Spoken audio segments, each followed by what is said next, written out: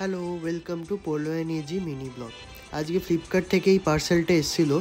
এটা টপ সাজানোর জন্য একটা র্যাক। তো এরকম অনেকগুলো র্যাকই পোলোও অর্ডার করেছিল। আমাদের বাগানে অনেক টব আছে, সেগুলোকে সাজিয়ে রাখবো বলে। তো দুপুরবেলা বসে বসে ওটাকে অ্যাসেম্বল করলাম। তারপর পোলো আসার পর আমি আর পোলো মিলে বাগানে ওইটাকে নিয়ে সাজাতে গেলাম।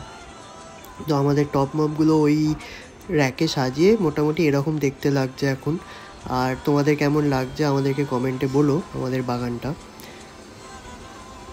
তারপর বিকেলবেলা রেডি হতে গেলাম, আমাদের একটা মুভি দেখতে যাওয়ার প্ল্যান আছে আজকে, সেই জন্যই রেডি হলাম। আর যা গরম, কী যে রেডি হব সেটাই ভাবছি।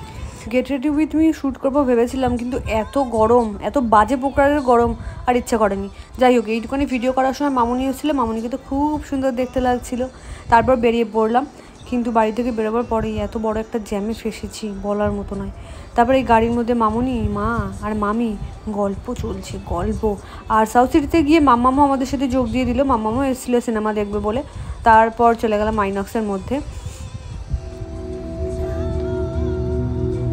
যত দিন যাচ্ছে এই লোকটা না চরম হয়ে উঠছে, যে ড্যাশিং লাগছিল দেখতে প্রসেনজিৎ চ্যাটার্জিকে, চরম।